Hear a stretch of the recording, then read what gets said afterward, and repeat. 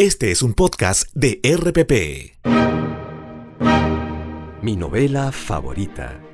Una versión sonora de la esencia de las obras literarias, patrimonio de la humanidad, seleccionadas y presentadas por Mario Vargas Llosa. Les habla Mario Vargas Llosa. Hoy tenemos para ustedes una de mis novelas favoritas, Madame Bovary. Gustave Flaubert tardó 5 años en escribir Madame Bovary, su primera obra maestra. Antes, había escrito relatos y novelas que lo dejaron con la sensación de que había sido incapaz de alcanzar lo que se proponía. Se dice que, después de leer en voz alta a lo largo de varios días a un grupo de amigos el manuscrito de La Tentación de San Antonio, aquellos le aconsejaron que intentara algo muy distinto. No un gran fresco romántico situado en la antigüedad, sino una historia contemporánea, tomada de las ocurrencias cotidianas de la Normandía de Flaubert. Apartándose del mundo, trabajando muchas horas al día como un galeote de la pluma, sometiendo cada frase a una autocrítica implacable, Flaubert concibió la historia de Emma Rouault, que se casa con el médico Charles Bovary y vive la vida rutinaria del pueblito de Yonville. Pero el espíritu inquieto y fantasioso de Emma Bovary, atizado por las aventuras apasionantes de las novelitas de amor que lee, aspira a una vida distinta, de lujo, pasiones y excesos, algo que la joven intenta materializar enredándose en aventuras de las que saldrá cada vez más golpeada y humillada, defraudada siempre por el espíritu mezquino, la cobardía y el egoísmo de esos hombres a los que se entrega creyéndolos a la altura de sus sueños.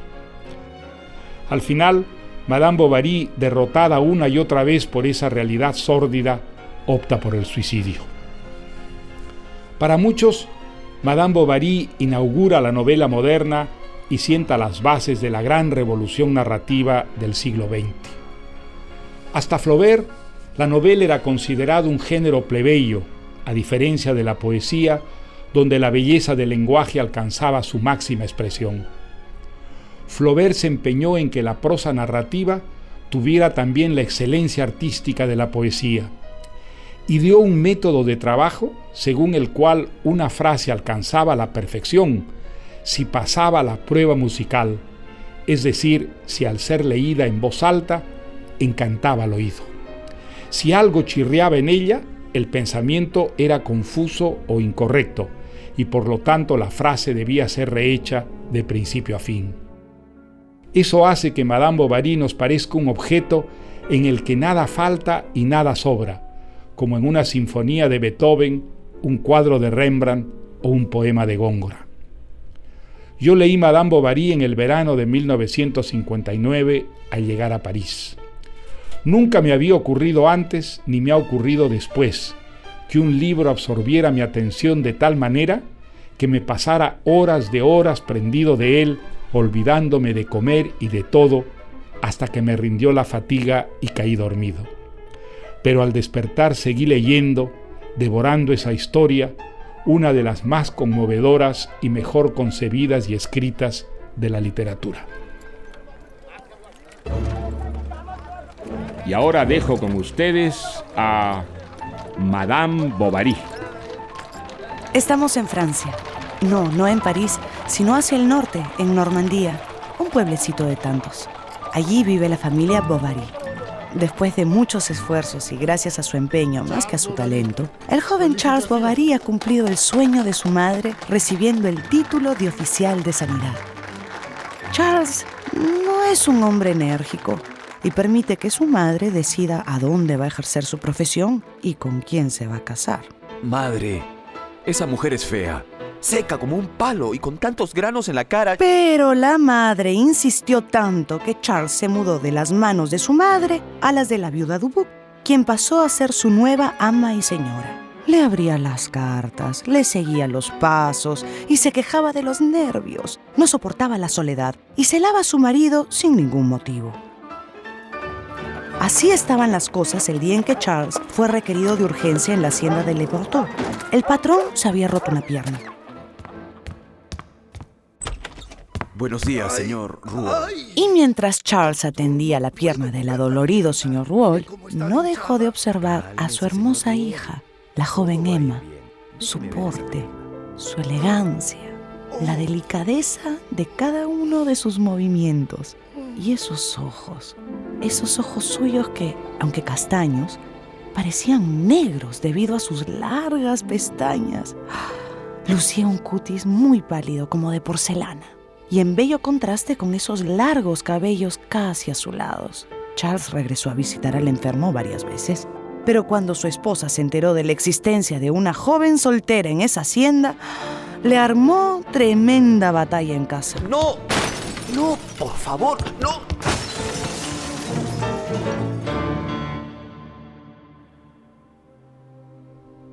Al día siguiente, mientras Charles corría la cortina del dormitorio, su mujer suspiró y cayó al suelo. Estaba muerta. ¡Qué golpe atroz para Charles! Ese hombre estuvo semanas sumido en un doloroso sueño, porque, después de todo, sí la había querido. ¡Buenos días! ¡Mi buen señor Rouault! ¿A qué debo el honor de su visita? Quería darle mis condolencias. Gracias. Gracias. Y le diré que mi hija Emma piensa en usted.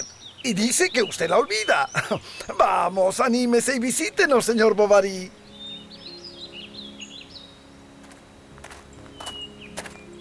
Emma le abrió la puerta con una suave sonrisa. Pasearon por la hacienda, tomados del brazo. Luego la joven lo deleitó tocando al piano y después le sirvió un exquisito almuerzo. Así, para el momento en que Emma le sirvió el café, Charles se había olvidado para siempre a su difunta esposa.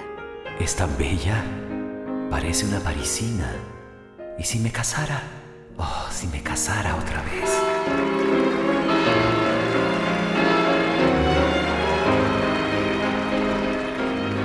Charles Bovary regresó de la hacienda a su pueblo. Iba de la mano de su nueva esposa, Emma Bovary, Madame Bovary. Él rebosaba de felicidad. Pero Emma... Antes de casarse había creído estar enamorada. Sin embargo...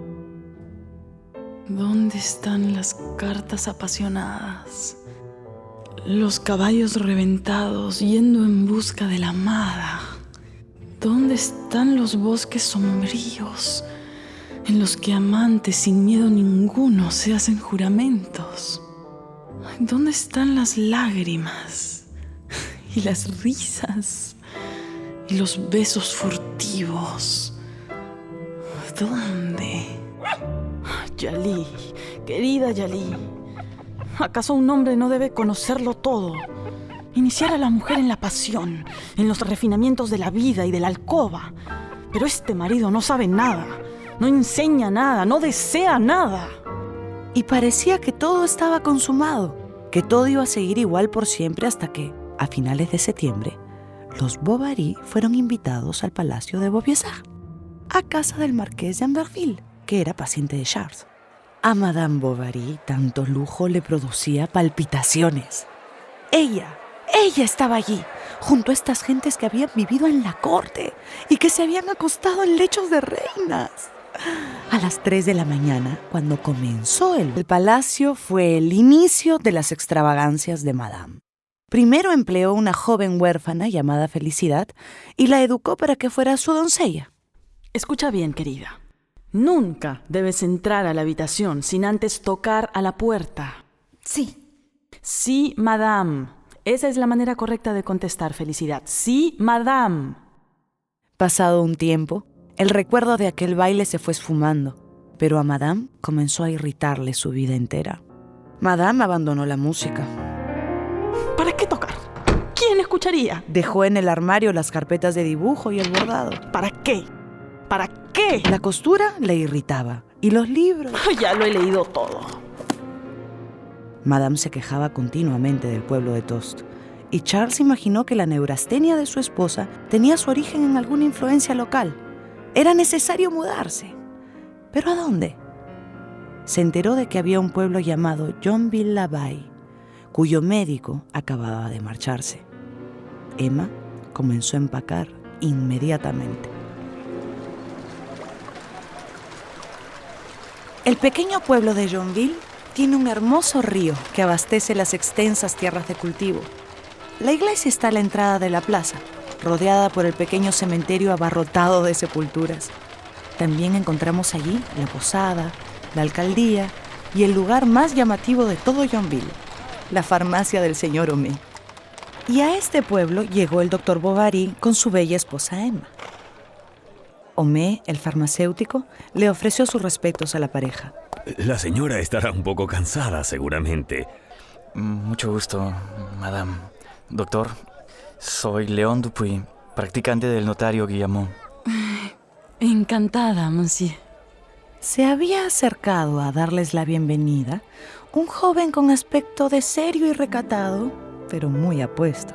La simpatía entre Emma y el practicante fue instantánea y se afianzó en la cena de bienvenida a los Bovary. Se lo advierto, señor Bovary. Aquí todavía Allí, mientras el farmacéutico Homais ponía al corriente a Charles de las dificultades que encontraría en su profesión, Emma y Léon descubrían sus comunes intereses.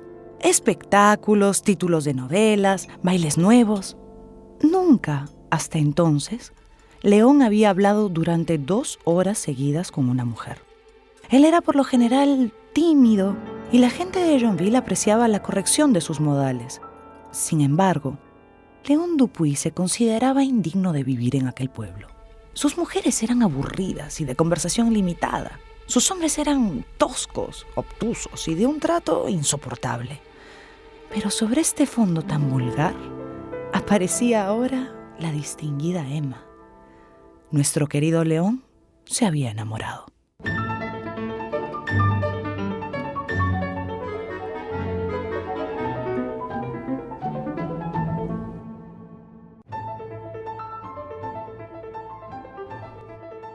Los Bovary se instalaron en una de las casas más confortables del pueblo de Yonville. Y mientras Charles formaba su clientela, su esposa quedó embarazada. Emma sentía una gran extrañeza ante este nuevo estado y su único consuelo era la esperanza de parir un varón. Sería la revancha de todas sus frustraciones. Los hombres son libres, Felicidad. Son libres. Pueden decidir y hacer lo que deciden. Pueden recorrer las pasiones y los países. Pero a una mujer siempre se le prohíbe todo. Todo. Menos parir.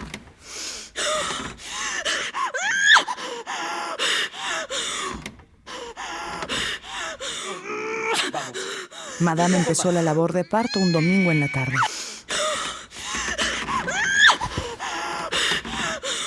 ¡Puja, cielo! Vamos, un poco más. Ya se ve la cabecita, señora. ¡Es hombre! ¿Dónde está Felicidad? ¡Es hombre!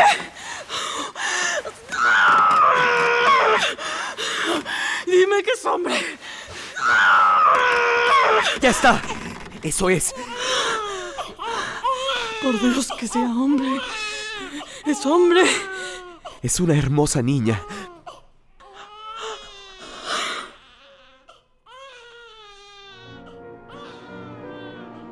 De la impresión, Madame se desmayó.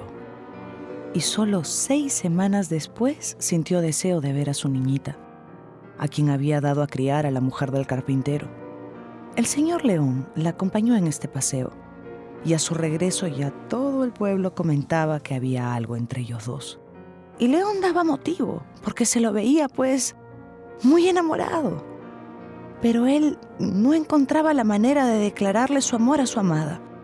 Vacilando entre el temor de desagradarle y la vergüenza de ser tan pusilánime, lloraba de desánimo y deseo.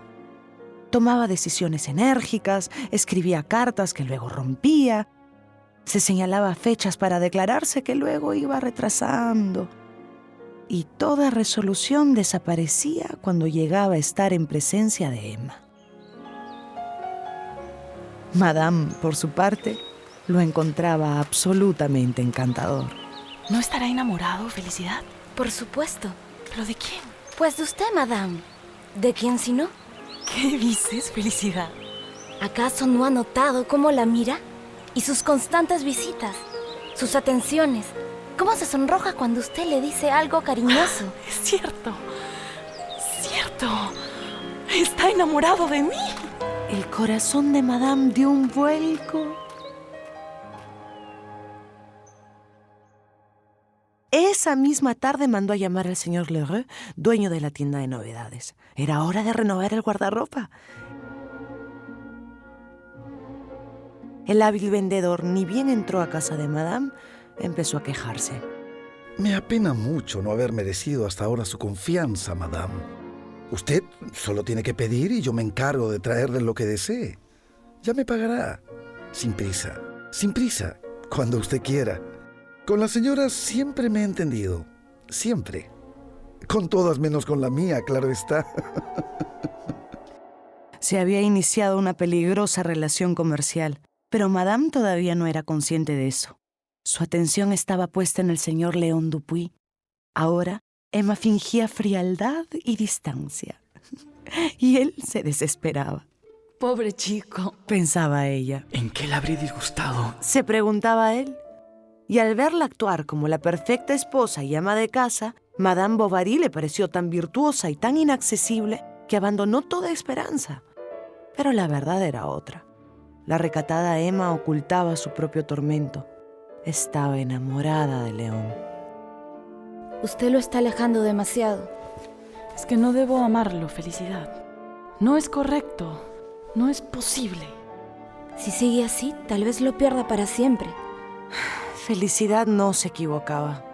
León, cansado de amar sin esperanzas, decidió mudarse a París para terminar sus estudios de Derecho. Y llegó el difícil momento de la despedida. Buenos días, Madame Bovary. ¿Y el señor Bovary está en casa? Está de viaje. Madame, yo vengo a despedirme. Lo imaginaba. Y se hizo un largo silencio. Se adelantaron el uno hacia el otro y se tomaron de las manos, concentrando en esas palmas todo su ser. Después de mirarla largo rato sin atreverse a pronunciar una sola palabra, León dio media vuelta y echó a correr. El día siguiente fue para Emma un día fúnebre. Se había ido el único encanto de su vida, la única esperanza de un mendrugo de felicidad. Y se maldijo por no haber amado a León como su alma y su cuerpo se lo reclamaban. Se llenó de rabia, de odio a sí misma y a todo. Pasó días, meses en cama, enferma. Pero un buen día, un hombre muy rico llamado Rodolphe Boulanger compró un castillo y unas fincas cerca de Yonville. Y apenas el codiciado soltero tuvo oportunidad de echarle una buena mirada a la mujer del médico, pues quedó cautivado. Es muy guapa. ¿De dónde diablos la habrá sacado ese medicucho? Ella está cansada de él. Mientras el marido visita enfermos, ella se aburre. Pobre mujercita. Sueña con el amor. Con 3 palabras galantes, no hay más que buscar la ocasión. Y la ocasión se dio en el famoso festival de Yonville. Levantaron una tienda para el gran banquete. Colgaron banderas tricolores de las ventanas y el estrado fue cubierto de flores y farolillos. De los 2 extremos del pueblo llegaba la muchedumbre a la calle principal. Rodolfo encontró sola a Madame Bovary y aprovechó para tomarla del brazo y acompañarla al estrado. ¡Señores! Permítanme, antes de dar inicio a estos festejos, Hermosas margaritas la del estrado, ¿verdad? Muchas enamoradas podrán adivinar su suerte. ¿Y si yo tomara alguna? ¿Está usted enamorado? ¿Quién sabe? Además, cuando se vive en el campo... Es perder el tiempo enamorarse. Entonces Rodolfo, dando en el clavo, habló de la mediocridad provinciana, de las vidas que se ahogaban, de las ilusiones que se perdían. Me parece, sin embargo, que usted no tiene de qué quejarse. Es usted hombre y por eso es libre. Y además, usted es rico. Tonterías.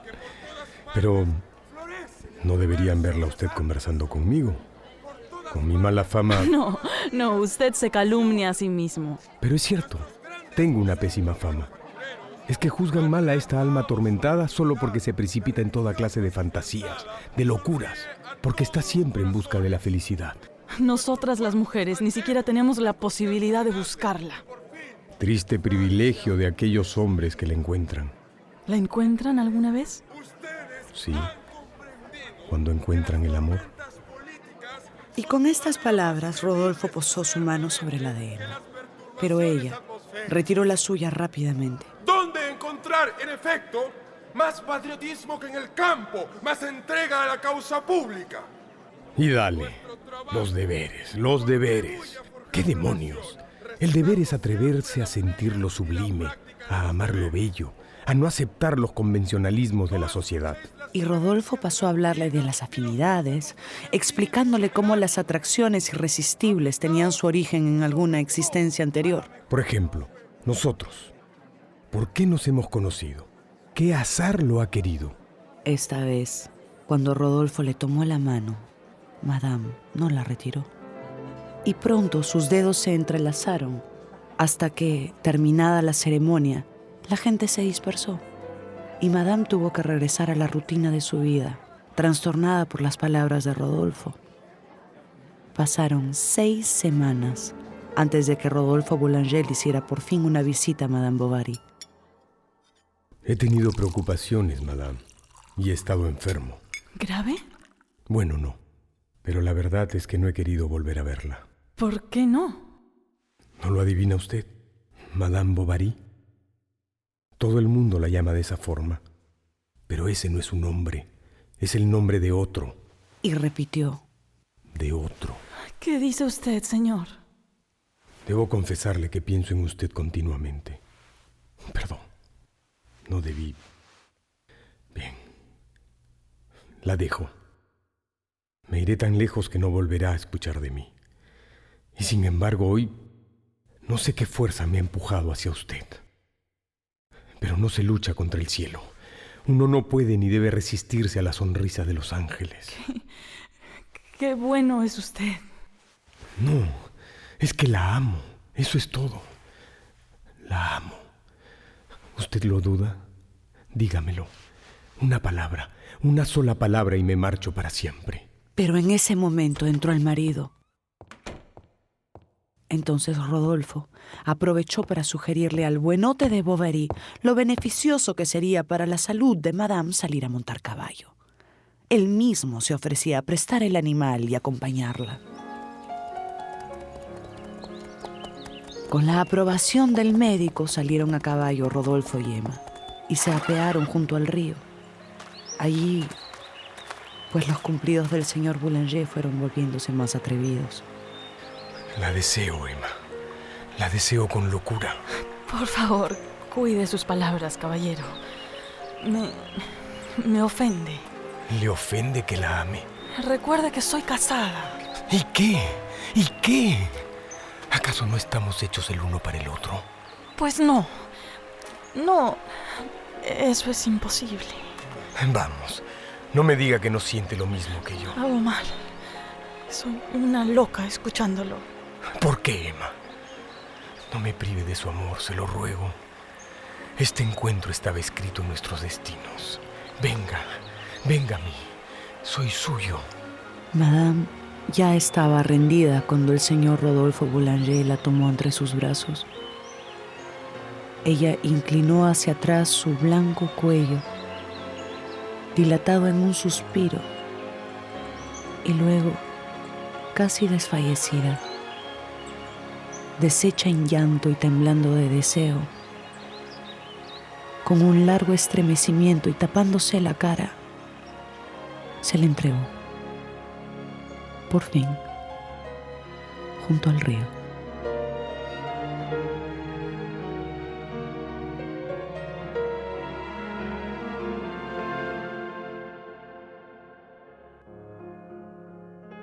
Madame se había entregado a Rodolfo. A partir de ese día se escribieron todas las tardes. Luego comenzaron a atreverse a más. Madame fue a buscarlo al mismísimo palacio y Rodolfo visitaba a Emma, y mientras Charles dormía, los amantes se besaban en la terraza. Emma estaba obnubilada por el amor. Leray, el comerciante, aprovechaba para venderle mercancías de París sin jamás reclamar dinero, y Emma se entregaba a la compra de regalos para su amante: un látigo, un sello con el emblema Amor Nalcor, una bufanda, una cigarrera. Le exigió a Rodolfo intercambiar retratos y mechones de cabello y le pidió un anillo en señal de alianza eterna. Y poco a poco, Rodolfo empezó a sentir que Madame se estaba poniendo demasiado sentimental. No puedo vivir sin ti. Todo el tiempo me pregunto, ¿dónde estará? ¿Acaso conversando con otras? Es verdad que ninguna te gusta. Basta, por favor, basta. Hay mujeres más bonitas que yo, pero yo sé amarte mejor que todas ellas. Y yo soy tu esclava. Eres bueno, guapo, inteligente. Tú eres mi rey, mi ídolo. No soporto más esa casa, no tolero a ese hombre, no. Sálvame, llévame, ráptame, te lo suplico. Pero, ¿qué dices? No, imposible. Pero piénsalo, cielo. ¿Qué haríamos con tu hija? Pues la llevamos, nos la llevamos. Finalmente, Rodolfo aceptó irse con ella, o por lo menos permitió que Madame lo pensara. Emma se puso a preparar todo para la huida, encargando varios artículos de viaje al astuto Leray. Después de algunos aplazamientos solicitados por Rodolfo, señalaron el 4 de septiembre como el día de la fuga. ¡Qué imbécil soy! ¿Cómo he podido hacerle creer que yo...? Pero no importa, nada está consumado. Es que no puedo expatriarme, dejarlo todo, cargar con una niña y las molestias cotidianas, la eterna compañía de la misma mujer, los gastos. No, 1000 veces no, de ninguna manera. Y Rodolfo se encerró en su despacho y empezó a escribir una carta para Madame en la que le hablaba de usted. Ánimo, Emma. Yo no quiero causar la desgracia de su existencia. ¿Conoce usted el abismo al que yo la estaba arrastrando? Donde quiera que estuviésemos tendríamos que soportar la calumnia, el ultraje, la maledicencia. Por eso he resuelto marcharme. ¿A dónde? No lo sé. Es que estoy loco, Emma. Olvídeme. ¿Por qué tuve que conocerla? ¿Es culpa mía? Oh, Dios mío. No. Es culpa de la fatalidad. Pero guarda el recuerdo del desdichado que la ha perdido. Por culpa de la fatalidad. Fatalidad. Esa palabra siempre hace efecto. Pobrecita. Quizás algunas lágrimas sobre el papel. Pero no puedo llorar. No es mi culpa. Sencillamente no puedo. Unas gotas de agua. Eso. Al día siguiente, Emma, apoyada en el vano de la buhardilla, lee y relee la carta. Jadeante, loca, deseando que se abra la tierra, se va acercando a la ventana. No puede ser. ¿Qué es esto? Dios. Dios. Guarda el recuerdo del desdichado que la ha perdido. ¿Por qué? ¿Para qué? ¿Para qué seguir viviendo? Vamos. Un salto y termina todo. Madame, ¿qué hace? Su marido la espera en el comedor, señora. La sopa está servida. La idea de la muerte acaba de escaparse. Y hubo que bajar. Y hubo que sentarse a la mesa. Y hubo que tomarse esa sopa. Pero cuando Emma escuchó a Rodolfo pasar a trote ligero delante de su casa, el esfuerzo por disimular se hizo demasiado fuerte. Emma. Dios mío, Emma. ¡Se ha desmayado! ¡Despierta!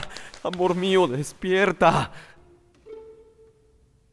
Durante 43 días Madame Bovary guardó cama y Charles no se apartó de su lado. Leray aprovechó la enfermedad de Madame para lograr que Charles le firmara un pagaré a 6 meses y le aceptara un préstamo de 1.000 francos a un interés absurdo. Hacia mediados de octubre, Madame pudo por fin sentarse en la cama apoyada sobre almohadas. Charles se echó a llorar cuando la vio comer su primer trozo de pan con mermelada. Cuando Madame recuperó las fuerzas, el doctor Bovary, empeñado en distraerla, la llevó a la ópera en la vecina ciudad de Rouen. Sentada en el palco, escuchando a la soprano, a Madame se le acumulaban las lágrimas. Sentía que la voz de la cantante era el eco de su alma, atormentada por el desamor. Durante el intermedio, Charles salió por refrescos y regresó con una sorpresa para su esposa. Era el señor Léon, y el antiguo practicante de Yonville entró a su palco. Léon, ahora convertido en abogado, ya no era el hombre tímido de antes. Ahora se sentía cómodo, seguro por anticipado de deslumbrar a la mujer de ese medicucho de pueblo. Emma sería suya esta vez, con toda seguridad. Y así logró convencer a Charles de dejar a Emma un día más en la ciudad para disfrutar de otro espectáculo teatral. El médico accedió y regresó solo a su pueblo. Y Léon fue a buscar a la solitaria Emma a su hotel. He pensado mucho en usted, porque yo a usted le he querido mucho, Emma. Siempre lo supe, Léon. ¿Quién nos impide volver a empezar? No diga eso. Será mejor que se marche, se hace tarde. Madame, permítame por compasión que vuelva a verla. Una vez. Una sola vez. Yo no puedo, no debo. Mañana domingo a las 11 en la catedral. Déjeme verla una vez. Una sola vez. Está usted loco. Váyase, por favor, váyase. Esa noche, Emma le escribió a Léon una larga carta dando por terminada su amistad y diciéndole que separarse para siempre sería por el bien de los dos. Y a la mañana siguiente llegó a la catedral. Madame estaba pálida y caminaba deprisa. Sin mirar al abogado, le puso la carta en la mano y entró a la iglesia. Léon se metió la carta al bolsillo sin leerla, como si supiera lo que decía. Emma estaba arrodillada, haciendo lo posible por elevar una plegaria, pero pensando constantemente en Léon. Él esperó cuanto pudo hasta que se le acercó, la tomó del brazo y la sacó casi a la fuerza de la iglesia. Léon, deténgase. Yo no debo... Léon, por favor. ¿Por qué no, madame? ¡Cochero! ¡Cochero! Léon subió a Emma a un coche y lo hizo partir apresurado. El señor no le dio al cochero un destino, solamente le dijo que se pusiera en marcha. Y durante horas, ese coche siguió en marcha, dando vueltas sin destino ni sentido, dando vueltas por toda la ciudad. Pero señor, ¿hasta cuándo vamos a seguir? Hasta que se le indique que se detenga. El cochero no comprendía qué furia impulsaba a aquella pareja a no querer detenerse. Las gentes, al ver pasar una y otra vez la carroza con las cortinillas más cerradas que un sepulcro, quedaban sinceramente pasmadas. Muchos afirman que vieron la carroza pasar 4 veces por San Paul, 8 veces delante de San Román, 1 decena de veces por la aduana y que dieron muchas vueltas al cementerio. A eso de las 2 de la tarde, por entre las cortinillas del coche, apareció una mano de mujer que arrojó al viento una carta hecha pedazos. Y solo a las 6 de la tarde, la carroza por fin se detuvo en una callejuela y de ella descendió una mujer cubierta por un velo, que echó a andar calle arriba sin volver la vista atrás. De regreso en Yonville, Madame Bovary buscó y encontró la excusa perfecta para viajar a Rouen todas las semanas.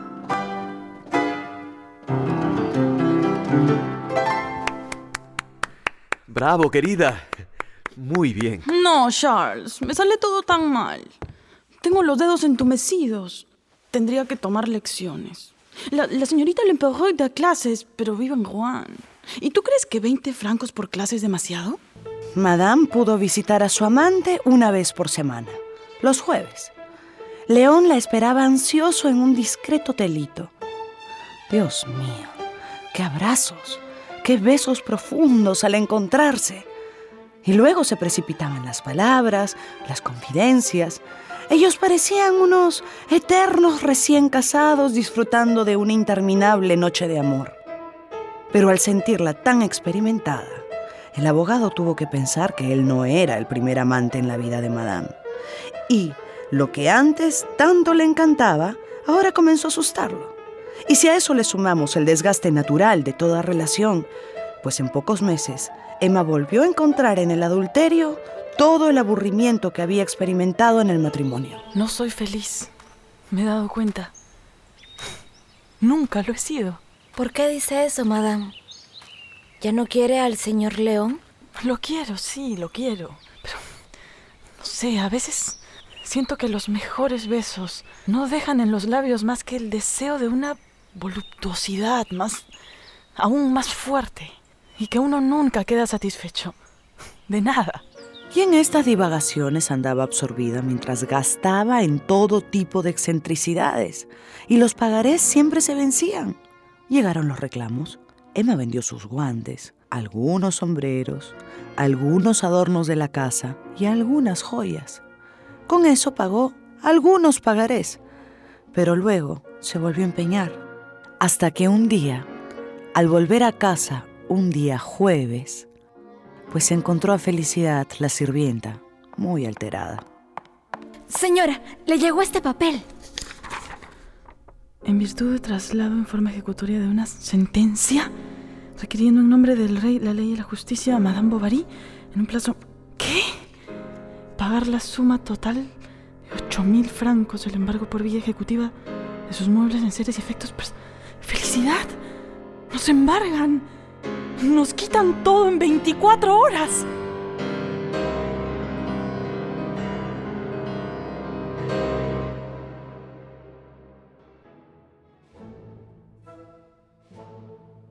Nuestra querida Emma, a fuerza de comprar y de no pagar, de firmar pagarés, de renovar esos pagarés que se inflaban tras cada nuevo vencimiento, había terminado firmándole al tal Lerre un gran capital en papeles. Madame fue a verlo a su casa, en secreto. ¿Pero es que acaso pensaba, Madame, que hasta la consumación de los siglos yo iba a ser su proveedor y su banquero? Por el amor de Dios, tengo que recuperar lo desembolsado.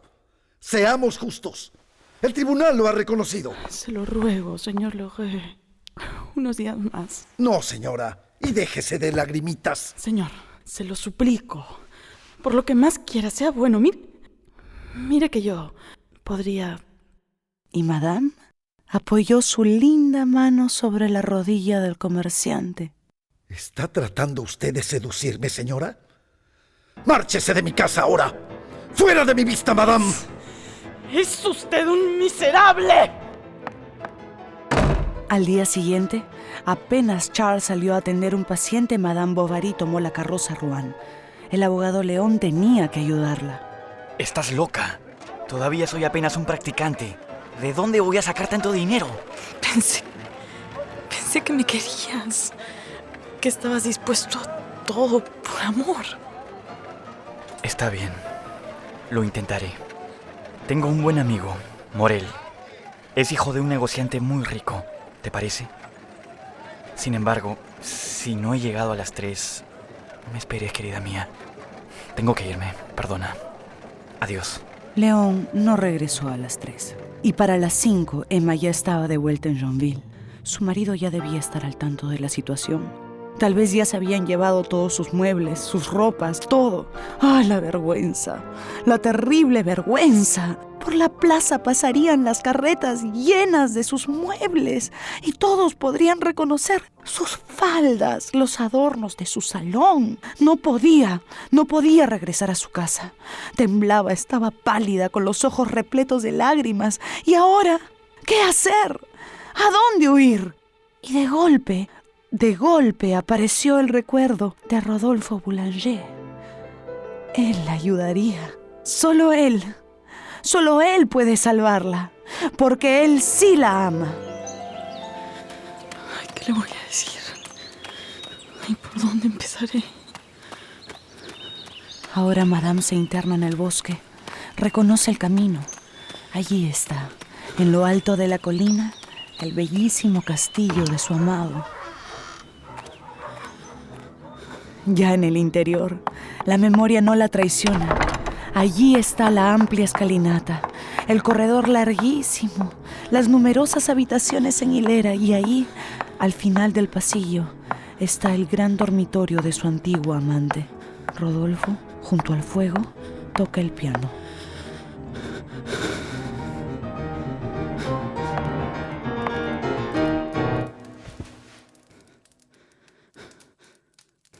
¿Emma? ¿Es usted? Sí, soy yo. Vaya, qué grata sorpresa. No ha cambiado nada, querida. Sigue encantadora. Tristes encantos, amigo mío, pues usted los ha desdeñado. ¿Por qué no te sientas a mi lado, Ángel? Ven.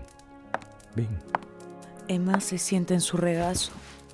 Pronto sus labios se confunden en un beso apasionado. Ahora ella lo llena de caricias mientras todo su cuerpo tiembla de ansiedad, de deseo, de sed. Rodolfo lucha por no enternecerse, por no apasionarse demasiado, pero ¿cómo evitarlo? Es tan bella. Y entonces empieza a desvestirla. Sí. Nosotros vamos a estar juntos otra vez, ¿verdad? Sí. Nos amaremos otra vez. ¡Qué felicidad! Primera vez en tantos años que por fin sonrío.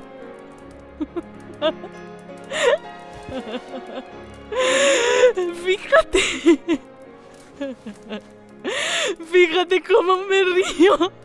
Mira cómo me hace por fin feliz. Pero Madame no ríe, sino llora. Llora sin poder contenerse. Perdóname, Emma. Tú eres la única que me ha amado.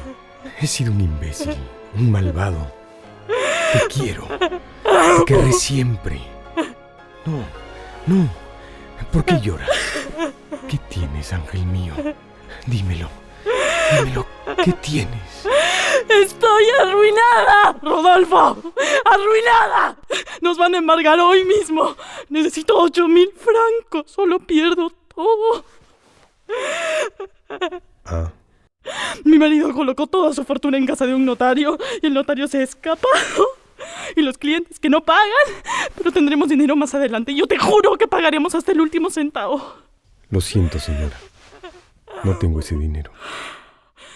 ¿No tienes? No.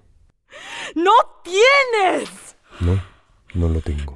¡No lo tienes! ¡Claro, no lo tienes! Debería haberme ahorrado esta última vergüenza. Nunca me has querido, ¿no es cierto? Eres como los otros. Eres como todos los demás. Que no tienes dinero. Cuando uno está pobre, no adorna con plata su escopeta, ni pone oro en la empuñadura de sus látigos, ni se encarga relojes con incrustaciones de nácar, ni se compra jarrones orientales. A ti nada te falta. Tienes un castillo, granjas, vas de cacería, viajas a París. De la menor de estas boberías se puede sacar dinero, pero no las quiero. Guárdalas. Son tuyas, pero no las tienes. No tienes nada, porque no eres nada. Yo te lo habría dado todo, Rodolfo. Hubiera trabajado con mis manos. Hubiera mendigado por los caminos por conseguirte dinero. Por ver en tus labios una sonrisa. Por recibir una mirada de amor. Por oírte decirme gracias. Lo siento, madame.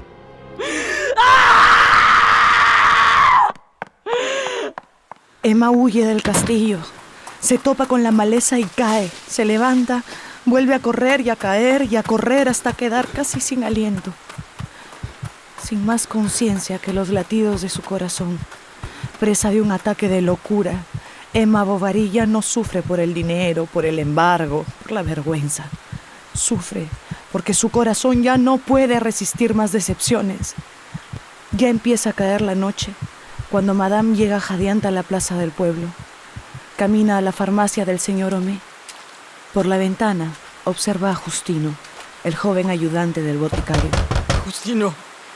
¡Justino! ¡Abre! ¿Pasa algo, madame? Mi casa está infestada de ratas. No puedo dormir. Necesito... Dame la llave del laboratorio, por favor. Voy a avisar al señor Homais, madame. ¡No! No debes molestarlo durante la cena. Mañana arreglo con él. ¡Vamos! No me mires así, dame la llave. Y Madame entra al laboratorio. Tratando de contener la ansiedad, camina entre los estantes hasta encontrar un gran frasco de vidrio azul. Arsénico. Arsénico.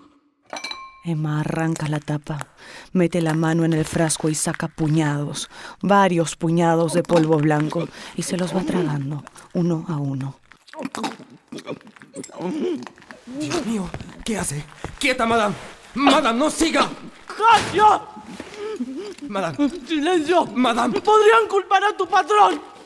Y con una extraña serenidad, con la serenidad del deber cumplido, Madame regresa a casa y se encuentra cara a cara con un desconsolado Charles. Te lo ruego, Charles, no me hagas una sola pregunta. Pero Emma, se han llevado todo.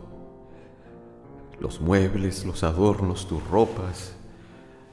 El alguacil traía una orden de embargo. Necesito que me expliques... Por favor, déjame.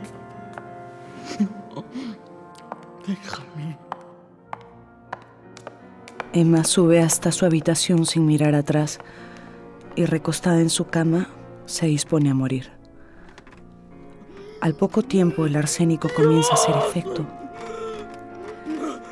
A Madame la invade una terrible sed.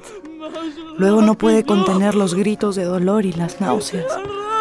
Charles, alarmado, ingresa a la habitación.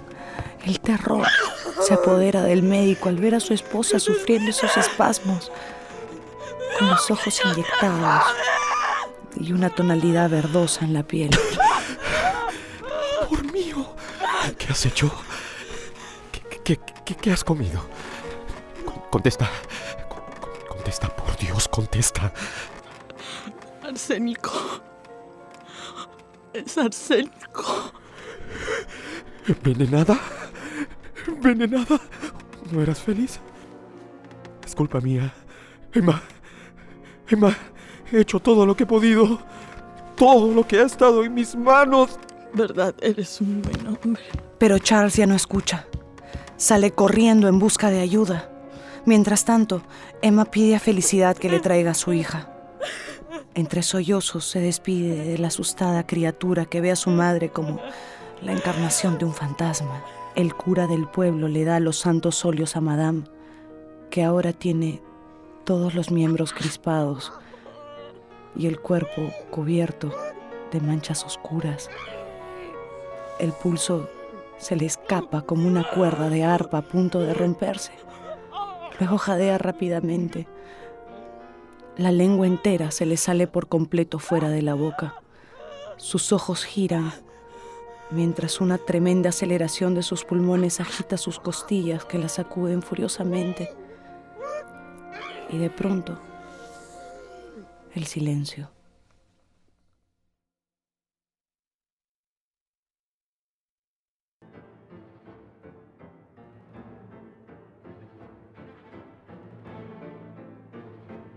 A los pocos meses, Charles Bovary se encuentra en la ruina.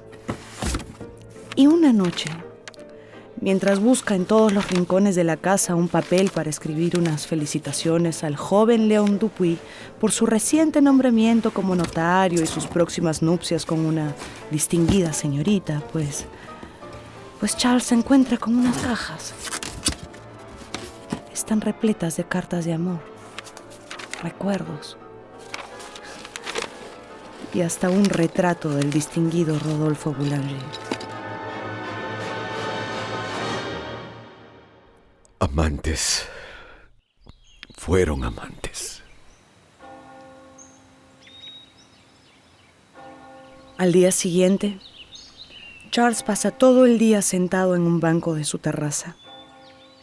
A las 7, su pequeña hija, que no lo ha visto en toda la tarde, va a buscarlo para cenar. Charles tiene la cabeza vuelta hacia la pared, los ojos cerrados, la boca abierta, y sostiene en sus manos un largo mechón de cabello. Son los cabellos negros de Madame Bovary. La niña empuja suavemente a su padre. Piensa que está jugando. Pero Charles Bovary cae al suelo. Ha muerto.